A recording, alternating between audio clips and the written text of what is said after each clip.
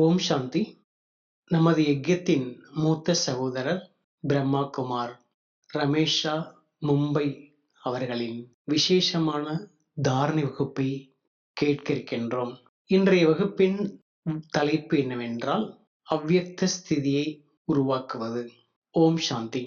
1993 ஆண்டு பிரம்மா பாபா அவ்யக்த நிலை அடைந்து 25 ஆண்டுகள் ஆன தருணம். அப்பொழுது சேவைக்கான மீட்டிங் நடைபெற்றது. அந்த கூட்டத்தில் எதிர்காலத்தில் நாம் எவ்வாறு சேவை செய்வது, தயாராவது என்பதை பற்றி கலந்து ஆலோசிக்கப்பட்டது. அப்பொழுது ஒரு விஷயத்தில் கவனத்தை கொடுக்கப்பட்டது. அவ்யக்த பாப்தாதா அடிக்கடி சொல்கின்றார்கள், பேலன்ஸாக இருக்க வேண்டும். அதாவது தன்னுடைய சுய புருஷார்த்தம் மற்றும் சேவை இரண்டிலும் சமமாக கவனம் செலுத்த வேண்டும். நடைமுறையில பார்க்கும் பொழுது சேவையில அதிகமான கவனம் கொடுத்து தன்னுடைய சுய முன்னேற்றத்துல, சுய புருஷார்த்தத்துல கவனம் ஏற்படாமல் போய்விடுகிறது. சில நேரம் இவ்வாறு கூட ஒரு கேள்வி வருகிறது, நாம் சுய புருஷார்த்தத்தில் ஈடுபட்டால் உலகத்திற்கு எப்படி சேவை செய்வது என்ற கேள்வியும் வரத்தான் செய்கிறது. ஆனால் பாபா என்ன சொல்கிறார், சுய புருஷார்த்தத்திலும் கவனம் செலுத்தணும், சேவை செய்யணும். அதற்காக தான் பாபாவுடைய அவ்யக்தமாகி 25 ஆண்டுகள் ஆன தருணத்தில் 1993 ஆண்டை தபஸ்யா வருடமாக கொண்டாடினோம். அனைவரும் தபஸ்யாவில் அதிகமாக கவனம் செலுத்த வேண்டும் என்ற லட்சியத்தோடு ஈடுபட்டோம். இதில் முக்கியமான விஷயம் என்ன அப்படின்னா, தபஸ்யா சக்தி, யோகத்தின் சக்தியை நாம் அதிகப்படுத்தினால் சேவை என்பது அதிகமாக நடக்கும். சேவையில் நம்முடைய உழைப்பு குறையும். சேவையால் ஏற்படக்கூடிய ரிசல்ட், பலன் அதிகமா இருக்கும். நம்ம சுய புருஷார்த்தத்திலையும் அந்த யோகத்தினுடைய தபஸ்யால முழு கவனம் செலுத்தலை என்றால் செய்யக்கூடிய சேவையில உழைப்பு அதிகமா இருக்கும், நேரத்தை அதிகமா கொடுக்கணும். ஆனால் அதனால் கிடைக்கக்கூடிய பலன், ரிசல்ட் குறைவாக ஏற்படும். ஆகவே தபஸ்யாவில் முழுமையாக கவனம் செலுத்த வேண்டும். தபஸ்யாவில் கவனம் செலுத்துவதனால் நம்முடைய முன்னேற்றம் என்பது அதிகமாகும். வெறும் சேவையில நம்ம சென்றால் முன்னேற்றத்துல குறைபாடு என்பது ஏற்படும். 2 வகை சேவை. ஒன்று மெசேஜ் ஓரியன்டட் சேவை, பாபாவுடைய செய்தியை ஏற்படுத்தக்கூடிய சேவை. இரண்டாவது ரிசல்ட் ஓரியன்டட் சேவை. நாம் சேவை செய்து அதனுடைய பலனை நாமும் அடைய வேண்டும், அந்த சேவையின் பலன் மற்ற ஆத்மாக்களுக்கும் கிடைக்க வேண்டும். இவ்வாறு ரிசல்ட் ஓரியன்டட் சேவை செய்ய வேண்டுமானால் பேலன்சிங், தன்னுடைய சுய புருஷார்த்தத்திலும் சேவையிலும் கவனம் செலுத்த வேண்டும். சூட்சுமமான சேவையினுடைய பலன் ரொம்ப அதிகம். நாம் தபஸ்யாவில் ஈடுபடுகின்றோம், சுய புருஷார்த்தத்தில் ஈடுபடுகின்றோம் என்றால் அதுவும் ஒரு சூட்சுமமான மிக விசேஷமான சேவையாகும். சாகார உலகத்தில் பிரம்மா பாபா பாலனை செய்தார், குழந்தைகளுக்கு அன்பு செலுத்தினார். அதன் பிறகு அவ்யக்த நிலை அடைந்து அவ்யக்தமான ரூபத்தில் பாலனை செய்கிறார், அன்பு செலுத்துகிறார். சில குழந்தைகள் இப்பொழுதும் அனுபவம் செய்கிறார்கள், எனக்கு பிரம்மா பாபா இந்த ஞானத்துக்கு வருவதற்கு தூண்டுதல் கொடுத்தார், சாட்சாத்காரம் செய்தார், இங்கு செல் என்று அறிவுரை கொடுத்தார் என்று நிறைய குழந்தைகள் இப்பொழுது கூட அனுபவத்தை சொல்கின்றார்கள். ஆகவே நாம் சூட்சுமமான சேவை செய்வதிலும் கவனம் செலுத்த வேண்டும். அவ்யக்தமாக ஆக வேண்டுமானால் சூட்சுமமான நடைமுறையில நம்ம ரொம்ப கவனம் செலுத்தணும். 1969 ஆண்டு ஜனவரி 18 பிரம்மா பாபா அவ்யக்த நிலை அடைந்தார். அதுவரை அவ்யக்தமான நிலையை பற்றி நாம் யாருக்குமே தெரியாது. குல்சாதாதி அவர்கள் வதனத்தில் சாட்சாத்காரத்தை பார்க்கும் பொழுது அவ்யக்தமான பாபாவுடைய காட்சி தென்பட்டது என்று சொன்னார்கள். ஆனாலும் அதை பற்றிய முழுமையான விஷயங்கள் நமக்கு தெரியாமல் தான் இருந்தது. ஏனென்றால் பாபாவுக்கு முன்பாக எந்த ஒரு தர்மாத்மாவோ மகான் ஆத்மாவோ அவ்யக்தமாக ஆகி காட்டவில்லை. இந்த அவ்யக்தம் என்ற அந்த வார்த்தை எந்த சாஸ்திரத்திலும் புராணங்களிலும் குறிப்பிடவில்லை. நான் ஃபாரின் சகோதரிகள்கிட்ட கூட கேட்பேன், இந்த அவ்யக்த நிலையை பற்றி வெளிநாடுகள்ல ஏதாவது புராணங்கள் சம்பந்தப்பட்ட விஷயங்கள்ல எழுதப்பட்டிருக்கான்னு கேட்பேன். அங்கே கூட இந்த அவ்யக்தம் என்ற வார்த்தை எங்குமே சொல்லப்படவில்லை, எழுதப்படவில்லை, படிக்கப்படவில்லை. ஆக துவாபரயுகத்திலிருந்து வந்த தர்மாத்மாக்கள், மகான் ஆத்மாக்கள் தன்னுடைய சரீரத்தை விட்ட பிறகு கூட அவர்கள் மீண்டும் இந்த கால சுழற்சியில் வந்து ஜென்மம் எடுத்து தன்னுடைய தர்மத்தை பரிபாலனை செய்வதற்காகத்தான் இருக்கின்றார்கள். அதே நேரத்துல இன்றைய காலகட்டத்துல நிறைய பேருடைய விருப்பம் என்ன? மோட்சம், முக்தி, பிறப்பு இறப்பில் வராமல் இருக்க வேண்டும் என்ற எண்ணத்தோட பெரிய மகான்கள், சன்னியாசிகள் கூட முயற்சி செய்தார்கள், செய்து வருகிறார்கள். ஆனால் அவர்களால யாருமே வந்து மோட்ச முக்தி அடையல. நமக்கு அந்த விஷயத்தை பத்தி தெரியும். அதே நேரத்துல இந்த அவ்வியக்தமான ஸ்திதி என்பது எந்த விதமான பிலாசபியிலும் இல்லவே இல்லை. யாருக்கும் இதை பற்றி தெரியாது, அனுபவம் கிடையாது. சன்னியாசிகள் கூட அவங்களுடைய மார்க்கத்துல சொர்க்கத்தை பத்தி அவங்க வர்ணிக்கிறது இல்ல.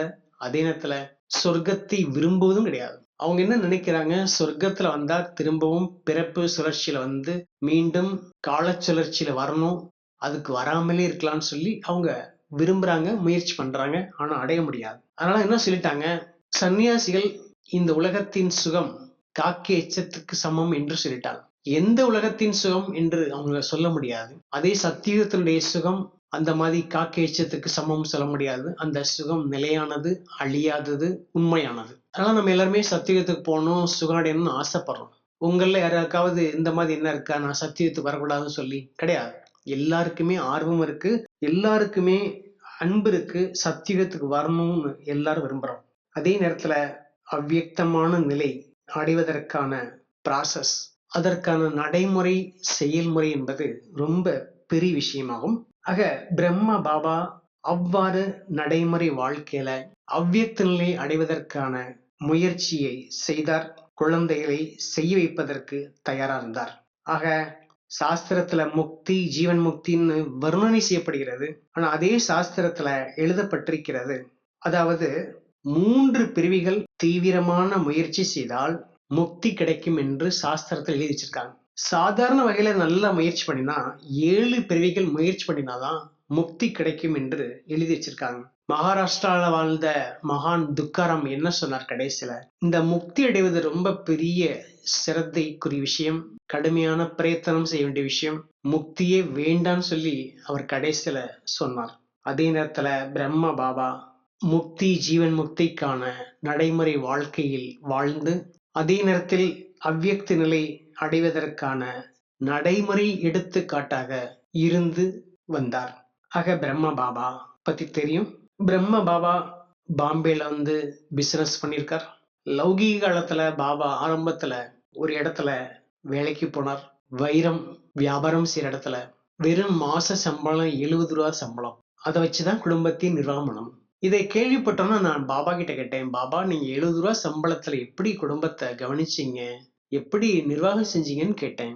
பாபா சொன்னார், அப்ப விலைவாசி ரொம்ப குறைவு, நான் வந்து அந்த 70 ரூபா சம்பளத்துல மிச்சம் வச்சேன்னு சொல்லி பாபா சொன்னார். அது அப்படிப்பட்ட ஒரு காலமாக இருந்தது. பிறகு பாபா ஒரு கடையில பார்ட்னரா சேர்ந்து தொழிலை கற்றுக்கொண்டு பிறகு தனிப்பட்ட முறையில வியாபாரம் செஞ்சு அபார வளர்ச்சி அடைந்தார் என்பது நமக்கெல்லாம் தெரியும். 1937 பிரம்மா பாபாடி சரீரத்தில் ஸ்ரீ பாபா பிரவேசமானார். 1969 அவ்வியக்தமானார். ஆனால் அவருடைய முயற்சியானது முழுமை நிலை அடைந்தது. 1968 அவர் தன்னுடைய முயற்சியில ஒரு முழுமை நிலையை அனுபவம் செய்தார். ஏன்னா பாபா நமக்கு என்ன சொல்லியிருக்கார்? நீங்கள் சம்பூர்ண நிலையை அடைந்து விட்டால் இந்த பழைய சரீரத்தில் இருக்க மாட்டீங்க அப்படின்னு பாபா நமக்கு சொல்லியிருந்தார். அதே போல பிரம்மா பாபா அவ்வியக்த நிலை அடைந்து இந்த பழைய சரீரத்தை விட்டுட்டு சூட்சும உலகத்துக்கு சென்று நம் எல்லோருக்கும் அவ்வியக்தமான ஸ்திதி மூலமாக அவ்வியக்தமான பாலனை செய்து கொண்டிருக்கிறார். ஆக புருஷார்த்தம் என்பது ரொம்ப முக்கியமானதா இருக்கு. அந்த உண்மையான ஒரு புருஷார்த்தத்தின் மூலமாக தான் நாம் அவ்வியக்தமான ஸ்திதியை உருவாக்க முடியும். ஆக சூட்சுமமான சேவை என்பது நம்முடைய தபஸ்யா மூலமாக ஏற்படும். பாபாவுடைய செய்தியை எல்லாருக்கும் கொடுக்கிறோம். பாபா சொல்றார், நீங்க நிறைய பேருக்கு செய்தி தரீங்க, கோடியில் ஒரு சிலர் தான் புரிந்து கொண்டு வருகின்றார்கள் என்று பாபா நமக்கு சொல்றார். ஆகவே நாம் இப்பொழுது வெறும் செய்தியை தருபவராக அல்லாமல் அனுபவத்தை ஏற்படுத்தி பாபாவிடம் கொண்டு வர செய்ய வேண்டுமானால் நாம் யோகத்தின் சக்தியை பிரயோகம் செய்ய வேண்டும். பயன்படுத்த வேண்டும். ஆக இப்பொழுது நாம் எந்த அளவுக்கு நாம் அனுபவம் செய்கின்றோம், மற்றவர்களுக்கும் அனுபவத்தை செய்வதற்கான காரியத்தை செய்கின்றோம், அந்த அளவுக்கு சேவை என்பது விஸ்தாரமானதாக ஆகும். மொரிஷியஸிலிருந்து ஒரு சகோதரர் வந்தார். டெல்லியில ஒரு பெரிய பீஸ் மார்ச் வச்சிருந்தோம். அந்த பீஸ் மார்ச்ல 2 யானையும் வந்தது. அந்த சகோதரருக்கு ரொம்ப ஆசை. நான் யானைய பார்த்திருக்கேன், குறைவான முறைதான் பார்த்திருக்கேன், ஆனால் பக்கத்துல போனது கிடையாது அப்படின்னு சொன்னார். அப்போ என்கிட்ட கேட்டார், ரமேஷ் பாய் கிட்ட, இந்த யானையை நான் தொட்டு பார்க்கலாமா அப்படின்னு கேட்டார். சரி பரவாயில்லையே, தொட்டு பாருங்கன்னு சொன்னேன். அப்ப அவர் தொட்டு பார்த்திருக்காரு. அப்பதான் அந்த யானையினுடைய தன்மை என்னங்கிறது அவருக்கு புரியுது. இது ஒரு அனுபவத்துக்கான விஷயத்துக்காக சொல்றேன். அதே போல இந்த ஞானத்தினுடைய விஷயங்களை நாம் அனுபவம் செய்ய வேண்டும். பிறருக்கும் அனுபவத்தை ஏற்படுத்தி சுகம் சாந்தியை நாம் கொடுக்க வேண்டும். ஆக இப்பொழுது நாம் பரமாத்மாவுடைய குணங்கள் சக்திகளை பற்றி ஞானத்தின் மூலம் நாம் சொல்கின்றோம், புரிய வைக்கின்றோம். இப்பொழுது பாபாவுடைய குணங்களையும் சக்திகளையும் நாம் அனுபவம் செய்ய வைப்பதற்கு தன்னைத்தான் தயாராக ஆக்க வேண்டும். அப்ப நம்ம அனுபவசாலியா இருக்கணும். ஒரு டாக்டர் இருக்காருன்னா அவர்கிட்ட பலவிதமான மருந்துகள் இருக்கும். எந்த மருந்தை எப்படி கொடுக்கணும், யாருக்கு கொடுக்கணுங்கிறது ஒரு அனுபவம் இருக்கும். ஒரு மலேரியாவா இருக்கு, டைஃபாய்டா இருக்கு, அல்லது பல பாதிப்போட பேஷண்ட் வராங்கன்னா யாருக்கு எந்த மாத்திரை கொடுக்கணும்னு சொல்லி பார்த்து கவனமா கொடுக்கணும். ஆனால் மருந்து மாத்திரைய மாத்தி கொடுத்தா அவர் வாழ்றதுக்கு பதிலா அவர் மேல போய் சேர்ந்துருவார். அதனால அதுல ரொம்ப கவனம் செலுத்தணும். அதனால பாபா நமக்கு சொல்கிறார், நீங்கள் அவ்வியக்தமான ஸ்திதியில் இருந்து ஒரு ஆன்மீக டாக்டராக இருந்து யாருக்கு எது தேவையோ நாம் கொடுக்கணும். யாராவது அமைதி வேணும்னு ரொம்ப விருப்பமா வருவாங்க, நம்ம சுகத்தை பத்தி புரிய வச்சு சுகத்தை பத்தி சொன்னா அவங்களுக்கு திருப்தி ஏற்படாது. அப்ப யாருக்கு என்ன கொடுக்க வேண்டுமோ அதை பார்த்து நாம் கொடுக்க வேண்டும். பாம்பேல ஒரு மாதாஜி வந்தாங்க. வல்லப குடும்பத்தை சேர்ந்தவர்கள், அந்த சமூகத்தை சேர்ந்தவங்க. பாபா 2 வார்த்தையில ஞானம் சொன்னார். உடனே அவங்க ரொம்ப பிடிச்சிருந்தது. பாபா என்ன சொன்னார், நீ உண்மையான கோபியாக ஆகி கோப வல்லபன் பரமாத்மாவை நினைவு செய், அன்பு செலுத்து அப்படின்னு சொன்னார். அந்த வார்த்தை ரொம்ப பிடிச்சிருந்தது. ஏன்னா அந்த மாதாஜி வல்லப குடும்பத்தை சேர்ந்தவங்க, கோபியர்களின் தலைவன் கோப வல்லபன் சொல்லும் பொழுது அவங்களுக்கு ரொம்ப பிடிச்சிருந்தது. அதே போல யாருக்கு எப்படிப்பட்ட ஞானத்தை கொடுக்கணும், யாருக்கு என்ன தேவை என்பதை பார்த்து கொடுத்தால்தான் அவர்கள் பாபாவால் ஈர்க்கப்பட்டு உடனே பாபாட்ட வந்து சேருவாங்க. அதே நேரத்துல நாம் இப்பொழுது கவனம் செலுத்த வேண்டிய விஷயம் என்ன, தபஸ்யா பண்ணணும். அதே நேரத்தில் சன்ஸ்காரத்தை மாற்றம் செய்ய வேண்டும். தபஸ்யா நல்லா பண்றோம், ஆனா சன்ஸ்காரத்துல நமக்குள்ள மாற்றம் ஏற்படலைன்னா முன்னேற்றம் என்பது ஏற்படாது. இப்ப தபஸ்யாவின் கூடவே சன்ஸ்காரத்தை மாற்றுவதிலும் முழுமையான கவனம் செலுத்த வேண்டும். ஆக சாஸ்திரத்துல சொல்லப்படுகிறது, பெரிய பெரிய ரிஷிகள் கடுமையாக தீவிரமாக தபஸ்யா செய்தார்கள், ஆனால் அவர்களுக்குள் சன்ஸ்காரத்தை மாற்றக்கூடிய முயற்சி செய்யவே இல்லை, அதுல கவனமே செலுத்தல.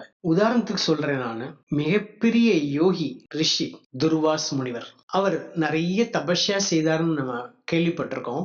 ஆனா அவர் தனக்குள் சன்ஸ்காரத்தை மாற்றக்கூடிய முயற்சியே செய்யல. அதெல்லாம் கோபத்துக்கு ரொம்ப புகழ் வாய்ந்தவர் துர்வாச முனிவர் என்று சொல்லப்படுகிறது. அந்த கோபம் என்ற பழைய சன்ஸ்காரத்தை அவர் மாற்ற முடியாத காரணத்தினால் தபஸ்யா அதிகமாக செய்தாலும் அவரால் ஒரு பெரிய நிலையை அடைய முடியல. அதே நேரத்துல விஸ்வாமித்திரர், அவரும் தன்னுடைய சன்ஸ்காரத்தை மாற்ற முடியல, நிறைய தபஸ்யா செய்தார். படிச்சிருக்கோம், அவருடைய தபஸ்யாவை கண்டு இந்திரனையே அசைச்சாராம், இந்திரனே ஆடி போயிட்டாராம். அந்த மாதிரி தபஸ்யா பண்ணியிருக்கார். நம்ம எல்லாம் அப்படி தபஸ்யா பண்றோமா? ஆனா நம்ம தபஸ்யா பண்ணா ஒருத்தர் ஆடி அசைஞ்சிருவார். யாரு அப்படின்னு பார்த்தா, நான் ஒரு சுவாரஸ்யமா சொல்றேன். சில பேர் தபஸ்யா பண்ணும் பொழுது அந்த மாதிரி நித்திரையில போயிட்டாங்க, தூக்கத்துல கும்பகர்ணனே அசைச்சு காட்டுறாங்க அப்படின்னா கும்பகர்ணன் கூட தோத்து போயிடுவார். அந்த மாதிரி எல்லாம் தூக்கத்துல நித்திரையில போயிடுறாங்க. ஆக அந்த விஸ்வாமித்திரர் தவம் செய்தாலும், கடுமையாக தவம் செஞ்சாலும், ஒரு முறை மேனகை அவரை கடந்து செல்லும் பொழுது அவருடைய தபஸ்யா கலைந்து விட்டது என்று படிச்சிருக்கோம். அந்த விஸ்வாமித்திரருக்கு பிரம்ம ரிஷிங்கிற பட்டம் வேணும்னு ரொம்ப ஆசையா இருந்திருக்கு. அப்ப வசிஷ்டர் போயிருக்கார், நமக்கு இந்த பிரம்ம ரிஷி பட்டமே கிடைக்க மாட்டேங்குது, கோபத்துல போயிருக்கார். இன்னைக்கு போய் வசிஷ்டருடைய தலையை துண்டிச்சிடணும்னு ரொம்ப கோபத்துல போயிருக்கார். அப்ப வசிஷ்டருடைய ஆசிரமத்துல அருந்ததி இருந்தாங்க. அந்த அருந்ததி கேட்டாங்க, முனிவரே, இந்த விஸ்வாமித்திரருக்கு ஏன் பிரம்ம ரிஷி பட்டம் தரமாட்டேங்கிறீங்கன்னு தங்களுக்குள்ள பேசிக்கிட்டு இருந்தாங்க. அதுக்கு அந்த வசிஷ்டர் சொன்னார், விஸ்வாமித்திரர் மிகப்பெரிய யோகி, ரிஷி தான். ஆனா அவர் தன்னுடைய சன்ஸ்காரத்தை மாற்றவில்லை. கோபத்தை விடல, சன்ஸ்காரத்தை விடல. அதன் காரணமாக தான் அவருக்கு ராஜரிஷி என்ற பட்டம் தான் கொடுக்கப்பட்டதை தவிர பிரம்ம ரிஷி என்ற பட்டம் கொடுக்கப்படவில்லை என்று சொன்னார். இதெல்லாம் பார்த்த பொழுது கொஞ்சம் யோசிக்க ஆரம்பிச்சார் விஸ்வாமித்திரர்.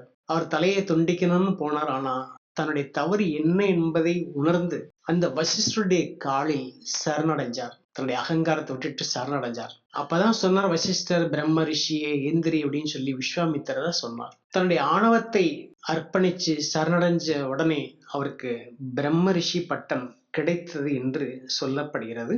நாமும் கூட பாபா அடிக்கடி சொல்கிறார், நாம் பழைய சன்ஸ்காரத்தை மாற்றக்கூடிய அந்த முயற்சியில போராடி கொண்டே இருந்தால் நாம் லட்சியத்தை முழுமையாக பெற முடியாது. ஏன்னா போராடக்கூடிய குணம் சத்திரிய குணம். அந்த குணத்தை நாம் விடணும். முயற்சி செஞ்சு வெற்றி அடையணுமே தவிர எப்பொழுதுமே போராட்டத்தில் நாம் செல்லக்கூடாது.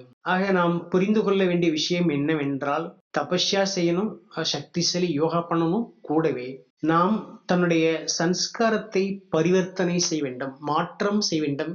இந்த அடிப்படையில் தான் நாம் சம்பூர்ணமான ஸ்திதியை, சம்பூர்ணமான சுரூபத்தை நாம் அடைய முடியும். ஆக பாபாவுடைய மெசேஜ் சந்தேஷ்ல பெஹெஞ்சிலாம் போவாங்க, தெரியும் நம்ம எல்லாருக்கும். ஆக அடிக்கடி நம்ம இந்த விஷயத்தை கேட்டிருக்கோம். இன்று பாப்தாதா குழந்தைகளை சூட்சும உலகத்தில் இமர்ஜி செய்தார் என்று சொல்லுவாங்க. சூட்சும உலகத்துல தன் முன்னாடி குழந்தைகளை பாபா கொண்டு வந்தார்கள் என்று மெசேஜ் வரும். இப்ப நமக்கு மெசேஜ் கிடைக்கும் போதுதான் தெரியும். அவங்க மெசேஜ் வாங்க போகும்போது நம்ம எங்க இருந்தோம், என்ன செஞ்சிட்டு இருக்கோம் தெரியாது. நம்ம இங்கதான் இருந்திருப்போம். ஆனா பாபா சொல்றார், எமர்ஜி பண்ணினேன்னு சொல்றாருன்னு அர்த்தம் என்ன? பாபா நம்முடைய சம்பூர்ணமான சுரூபத்தை இமர்ஜ் பண்றார் தன் முன்னாடி.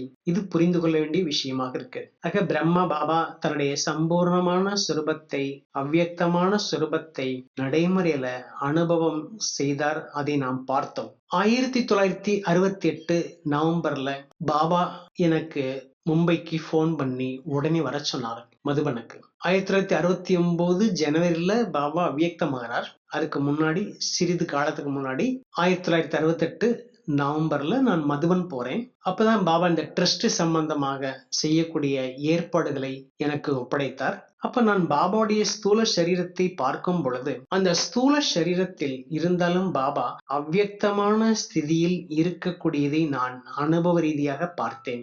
இவ்வாறு பாபா தன்னுடைய முயற்சியில தன்னுடைய ஸ்திதியை உருவாக்குறதுல, அவ்வியக்தமாகறதுல அவ்வளவு கூடுதலான கவனம் செலுத்தினார். ஆக இந்த நேரம் பாபா நமக்கு தெளிவுபடுத்துகிறார். நீங்கள் இப்பொழுது தீவிரமாக முன்னேறி செல்லணும், சேவை முன்னேற்றத்தை அடையணும் அப்படின்னா இப்பொழுது அவ்வியக்தமான ஸ்திதி உருவாக்கணும். அதற்கு தபஸ்யா பண்ணணும், சன்ஸ்காரத்தை மாற்றணும். இந்த அடிப்படையில் தான் சம்பூர்ணமான சுரூபத்தை அடைய முடியும். பிரம்ம பாபா சாக்கார் உலகத்திலேயே அவ்வளவு சேவை செய்தார். அடுத்து அவ்வியக்தமாயிட்டார், சரீரத்தை விட்டு போய் அவ்வியக்தமாயிட்டார். அவ்வியக்தமானார் என்றால் அவர் ரிட்டையர்மெண்ட் ஆகல, சேவையில ஓய்வெடுக்கல. இப்பொழுது பாபா ஒவ்வொரு வினாடியும் ஒவ்வொரு சங்கல்பத்தாலையும் சேவை செய்து கொண்டே இருக்கிறார் என்பதை நாம் அனுபவ ரீதியாக காண்கின்றோம். ஆகவே இப்பொழுது நாம் சுய புருஷார்த்தம் மற்றும் சேவையில் சமநிலையில் இருக்கணும். எப்படி சரீரத்தினுடைய நிழல் சேர்ந்து வருது, அதே போல நாம் நம்முடைய புருஷார்த்தத்தை அவ்வாறு நம்ம செய்யணும். நாம் இப்ப சேவை செய்பவராக இருக்கின்றோம். நாம் சம்பூர்ணமான ஸ்திதி, அவ்வியக்தமான ஸ்திதியை அனுபவம் செய்தால் நம் மூலமாக சேவை தானாகவே நடக்கும். இப்ப நம்ம எவ்வளவு யோகா பண்றோம், எவ்வளவு தபஸ்யா பண்றோம்னு சொல்லி நம்ம கணக்கு பார்க்க வேண்டியிருக்கு. ஆனா அவ்வியக்தமான ஸ்திதியை அனுபவம் செய்தால் நாம் இருக்கும் இடத்தில் சேவை நடக்கும். நம்முடைய நடைமுறையில யோகம் என்பது சேர்ந்தே இருக்கும். தபஸ்யாவின் பலனாக நம்முடைய புத்தி பாபா கிட்ட சேர்ந்து இருக்கும். ஆக இவ்வாறு நாம் என்ன செய்யணும் அப்படின்னா, நாம் இப்பொழுது நம்முடைய நடைமுறையில வாழ்க்கையில யோகி வாழ்க்கையின் அனுபவத்தை செய்ய வேண்டும். யோகி வாழ்க்கையினுடைய அனுபவம் என்று சொல்லும் பொழுது நாம் கர்மம் செஞ்சாலும் நம்ம யோகத்துல இருப்போம், ஓய்வா இருக்கும் பொழுது நம்ம யோகத்துல இருப்போம். ஆக இப்ப நமக்கு பெரிய சவாலான விஷயம் என்னவென்றால், நாம் சேவை செய்கின்றோம், தபஸ்யா செய்கின்றோம். நாம் அவ்வாறு நம்முடைய ஸ்திதியை உருவாக்கணும். நமக்கு இயல்பாகவே நம்முடைய மனநிலை தபஸ்யாவாக, இயல்பாகவே நம்முடைய வாழ்க்கையை யோகி வாழ்க்கையாக அனுபவம் செய்ய வேண்டும். ஏன்னா நமக்கு எல்லாருக்கும் பெரிய சவாலா இருக்கு. நாம் இந்த சரீரத்தை எப்பொழுது விடுவோம் என்று யாருக்குமே நம்ம தெரியாது. நம்ம யாரு சொல்லியும் கேட்டுக்கவும் முடியாது. ஆக இப்ப நாம் இப்போதைய சூழ்நிலைகள், நம்முடைய லட்சியத்தை நாம் அடைய வேண்டும். சூழ்நிலைகளை நாம் சமாளித்து வெற்றி காண வேண்டும். அதற்காக இப்பொழுதிருந்தே நாம் தன்னைத்தான் தயார்படுத்த வேண்டும். ஆக பாபாவிடமிருந்து நாம் அப்படிப்பட்ட வரதானத்தை பெற வேண்டும். அவ்வியக்தமான ஸ்திதியை நான் உருவாக்க வேண்டும், அதற்கான அனுபவம் செய்ய வேண்டும் என்ற அப்படிப்பட்ட ஒரு வரதானத்தை நாம் பெற வேண்டும். ஏன்னா பாபா சொல்கிறார்கள், இப்பொழுது நீங்கள் பாபாவுடைய குழந்தைகள் பல இடங்கள் இருக்காங்க, ஞானத்துக்கு வராம அவர்களை பாபா கிட்ட கொண்டு வந்து சேர்க்கணும். அதே நேரத்துல நாம் அவ்வியக்தமான ஸ்திதியை உருவாக்கினால் அந்த பாபாவுடைய விருப்பம், அந்த சேவை ரொம்ப வேகமா நடக்கும். இப்ப இந்த அவ்வியக்த ஸ்திதி தான் நமக்கு சாதனமா இருக்கணும். ஸ்தூலமான சாதனங்கள் எவ்வளோ நம்ம பயன்படுத்திட்டே தான் இருக்கோம். ஆனா இப்பொழுது சூட்சுமமான சாதனா நம்ம உருவாக்கணும். நம்முடைய ஸ்திதியை உருவாக்குவதுதான் சூட்சுமமான சாதனாவாகும். இந்த ஒரு சாதனா என்றால் ஆன்மீக முயற்சி. இந்த சாதனா என்ற சாதனங்கள் மூலமாக தான் வேகமாக நாம் சேவையை வெற்றிகரமாக செய்ய முடியும். சத்தியுகம் திரேதாயத்துக்கு வர வேண்டிய ராயல் பிரஜைகள், நம்முடைய பிரஜைகளை நாம் தயார் செய்ய முடியும். துவாபரீகம் கலியுகத்தில் வரவேண்டிய பக்தர்களை நாம் தயார் செய்ய முடியும். ஆக நாம் நம்முடைய முயற்சியிலையும் நம்முடைய சேவையிலையும் முழுமையா கவனம் செலுத்தணும். திரும்ப திரும்ப சொல்ல வேண்டிய விஷயம் என்னவென்றால், தபஸ்யா, அதுல கவனம் செலுத்தணும். விசேஷமான யோகம் மற்றும் சன்ஸ்கார பரிவர்த்தனையை நாம் உருவாக்க வேண்டும். இந்த அடிப்படையில் சம்பூர்ணமான ஸ்திதியை நம்ம உருவாக்கணும்.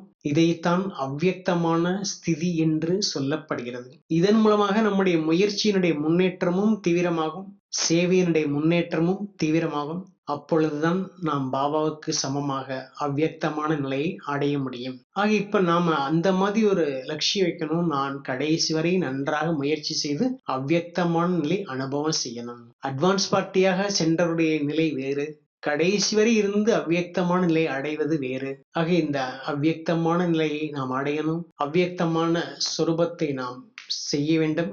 அதற்கான ப்ராசஸ், நடைமுறைகள்ல நாம் முழுமையான கவனம் செலுத்த வேண்டும்.